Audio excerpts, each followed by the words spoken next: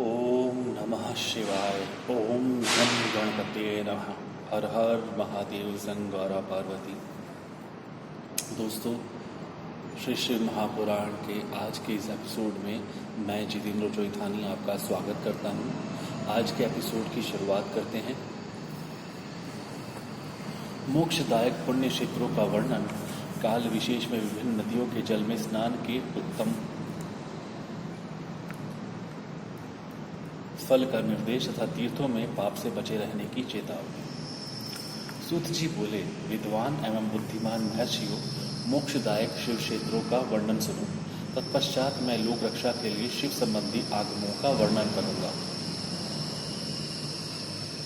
पर्वत, वन और काननों सहित इस पृथ्वी का विस्तार 50 करोड़ योजन है।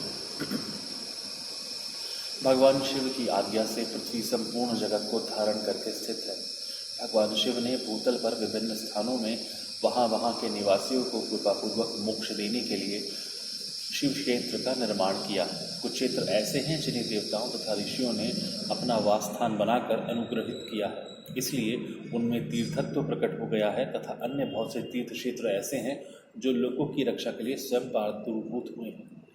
तीर्थ और क्षेत्र में जाने पर मनुष्य को सदा स्नान, दान और जप आदि करना चाहिए, अन्यथा वह रोग, दरिद्रता तथा मूर्खता आदि दोषों का भागी होता है। जो मनुष्य इस भारतवर्ष के भीतर मृत्यु को प्राप्त होता है, वह अपने पुण्य के फल से ब्रह्मलोक में वास करके पुण्य क्षय के पश्चात पुनः मनुष्य योनि में ही जन्म लेता है। पापी मनुष्य पाप करके दुर्गति में ही पड़ता है। ब्राह्मणों, पुण्य क्षेत्र में पाप कर्म किया जाए तो वह और भी दृढ़ हो जाता है।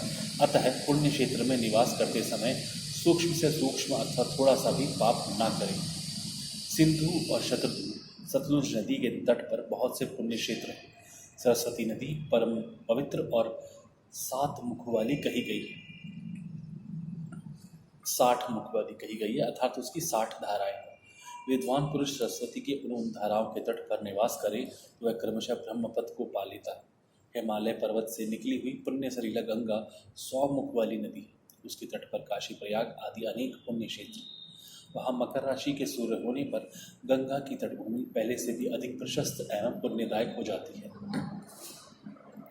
सोनभद्र नदी की 10 धाराएं हैं। वह बृहस्पति के मकर राशि में आने पर अत्यंत पवित्र तथा अभिष्ट फल देने वाला हो जाती है। उस समय वहाँ स्नान और उपवास करने से विनायक पद की प्राप्ति होती है। पुण्य सलीला महानदी नर्मदा के 24 मुख स्रोत हैं। उनमें स्नान तथा उसके तट पर निवास करने से मनुष्य को वैष्णव पद की प्राप्ति होती है।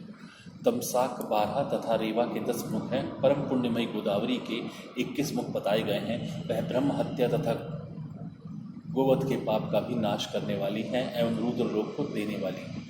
कृष्णवेणी नदी का जल बड़ा पवित्र है। वह नदी समस्त पापों का नाश करने वाली है। उसके 18 मुख बताए गए हैं तथा वह विष्णुलोक प्रदान करने वाली है। तुंगभद्रा के 10 मुख है। वह ब्रह्मलोक देने वाली है। पुण्य सलीला सुवर्ण मुखरी के 9 मुख कहे गए हैं। ब्रह्मलोक से लौटे हुए जीव उसी के तट पर जन्म लेते हैं। सरस्वती नदी, पंपा सरोवर, कन्याकुमारी, आंतरिक तथा शुभकारक श्वेत नदी, ये सभी पुण्य क्षेत्र हैं। इनके तट पर निवास करने से इंद्रलोक की प्राप्ति होती है। सह्य पर्वत से निकली हुई महानदी कावेरी परम पुण्यमयी है। उसके 27 मुख बताए गए हैं। वह संपूर्ण अभिष्ट वस्तुओं को देने वाली है। उसके तट स्वर्गलोक की प्राप्ति कराने वाले तथा ब्रह्मा और विष्णु का पद देने वाले हैं।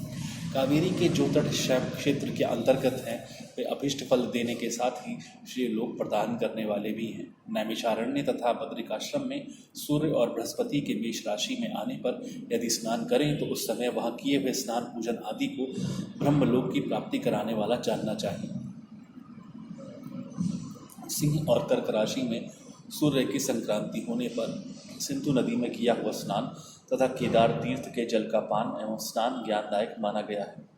जब बृहस्पति सिंह राशि में स्थित हों उस समय सिंह की संक्रांति से युक्त भाद्रपद मास में यदि गोदावरी के जल में स्नान किया जाए तो वह शिवलोक की प्राप्ति कराने वाला होता है। ऐसा पूर्व काल में स्वयं भगवान शिव ने कहा था। जब सूर्य और बृहस्पति कन्या राशि में स्थित हों तब यमुना और सोनभद्र में स्नान करें। वह स्नान धर्मराज तथा गणेश जी के लोक में महान भोग प्रदान कराने वाला होता है। यह महर्षियों की मान्यता है। जब सूर्य और बृहस्पति तुला राशि में हो उस समय कावेरी नदी में स्नान करें। वह स्नान भगवान विष्णु के वचन की महिमा से संपूर्ण अभिष्ट वस्तुओं को देने वाला माना गया है। जब सूर्य और बृहस्पति वृश्चिक राशि पर आ जाए तब मार्गशीर्ष अगहन के महीने में नर्मदा में स्नान करने से श्री विष्णु लोक की प्राप्ति हो सकती है। सूर्य और बृहस्पति के धन राशि में स्थित होने पर सुवर्णमुखी नदी में किया हुआ स्नान शिवलोक प्रदान करने वाला होता है, जैसा कि ब्रह्मा जी का वचन है। जब सूर्य और बृहस्पति मकर राशि में स्थित हों उस समय माघ मास में गंगा जी के जल में स्नान करना चाहिए। ब्रह्मा जी का कथन है कि वह स्नान शिवलोक की प्राप्ति कराने वाला होता है। शिवलोक के पश्चात ब्रह्मा और विष्णु के स्थानों में सुख भोगने पर अंत में मनुष्य को ज्ञान की प्राप्ति हो जाती है। माघ मास में तथा सूर्य के कुंभ राशि में स्थित होने पर फागुन मास में गंगा जी के तट पर किया हुआ श्राद्ध, पिंडदान अथवा तिलोदक दान पिता और नाना दोनों कुलों के पितरों की अनेक पीढ़ियों का उद्धार करने वाला माना गया है। सूर्य और बृहस्पति जब मीन राशि में स्थित हो तब कृष्णवेणी नदी में किए गए स्नान की ऋषियों ने प्रशंसा की है। उन महीनों में पूर्वोक्त तीर्थों में किया हुआ स्नान इंद्रपद की प्राप्ति कराने वाला होता है। विद्वान पुरुष गंगा अथवा कावेरी नदी का आश्रय लेकर तीर्थवास करें। ऐसा करने से तत्काल किए हुए पाप का निश्चय ही नाश हो जाता है। रुद्रलोक प्रदान करने वाले बहुत से क्षेत्र हैं। ताम्रपर्णी और वेगवती ये दोनों नदियाँ ब्रह्मलोक की प्राप्ति रूप फल देने वाली हैं। इन दोनों के तट पर कितने ही स्वर्गदायक क्षेत्र हैं। इन दोनों के मध्य में बहुत से पुण्यप्रद क्षेत्र हैं। वहाँ निवास करने वाला विद्वान पुरुष वैसे फल का भागी होता है। सदाचार, उत्तम वृत्ति तथा सद्भावना के साथ मन में दया भाव रखते हुए विद्वान पुरुष को तीर्थ में निवास करना चाहिए, अन्यथा उसका फल नहीं मिलता। पुण्य क्षेत्र में किया हुआ थोड़ा सा पुण्य भी अनेक प्रकार से वृद्धि को प्राप्त होता है तथा वहाँ किया हुआ छोटा सा पाप भी महान हो जाता है। यदि पुण्य क्षेत्र में रहकर ही जीवन बिताने का निश्चय हो तो उस पुण्य संकल्प से उसका पहले का सारा पाप तत्काल नष्ट हो जाएगा, क्योंकि पुण्य को ऐश्वर्यदायक कहा गया है। ब्राह्मणों तीर्थवास जनिक पुण्य कायिक, वाचिक और मानसिक सारे पापों का नाश कर देता है। तीर्थ में किया हुआ मानसिक पाप वज्रलेप हो जाता है, वह कई कल्पों तक पीछा नहीं छोड़ता है। ऐसा पाप केवल ध्यान से ही नष्ट होता है, अन्यथा नहीं। वाचिक पाप जब से तथा कायिक पाप शरीर को सुखाने जैसे कठोर तप से नष्ट होता है। अतः सुख चाहने वाले पुरुष को देवताओं की पूजा करते और ब्राह्मणों को दान देते हुए पाप से बचकर ही तीर्थ में निवास करना चाहिए। आज का ये एपिसोड यहाँ पर ख़त्म होता है साथियों। कुछ श्लोक मुझे पिछले एपिसोड में मिले थे जो मैं कह नहीं पाया था, वो यहाँ पर मैं कहना चाहूँगा, क्योंकि इनको लेकर के दुनिया भर में बहुत सारे लोग बात करते हैं। शिव अघोर मंत्र की यदि बात कही जाए तो ये वो मंत्र है। किसी योग्य गुरु के द्वारा इन मंत्रों की दीक्षा लेनी चाहिए, क्योंकि ये बहुत ही उग्र मंत्र हुआ करते हैं। दूसरी बात ये ध्यान रखना चाहिए कि कई ऐसे मंत्रों के यूज़ को बताने के लिए लोग लाखों रुपए तक की फ़ीस भी लेते हैं। ज़रूरी नहीं कि आप ऐसी जगह से ऐसे मंत्रों को सीखें जहाँ पर आपको बहुत पैसे देने पड़ते हैं, परंतु अब कहीं भी जहाँ आपका हृदय कहें कि यह व्यक्ति से यदि मैं ज्ञान अर्जित करता हूँ तो मेरे जीवन में उद्धार होगा, तो आप ज़रूर वहाँ जाएँ।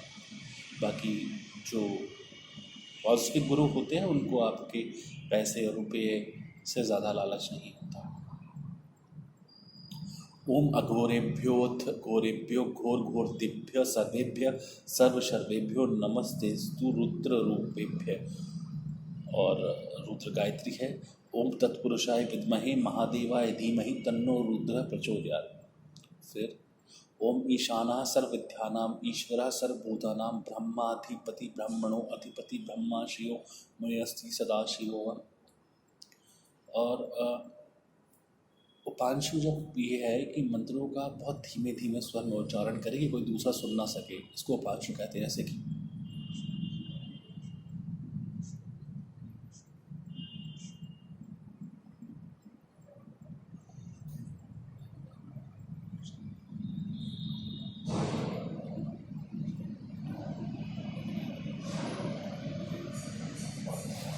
इस तरह से। तो आज के लिए मुझे अनुमति दीजिए।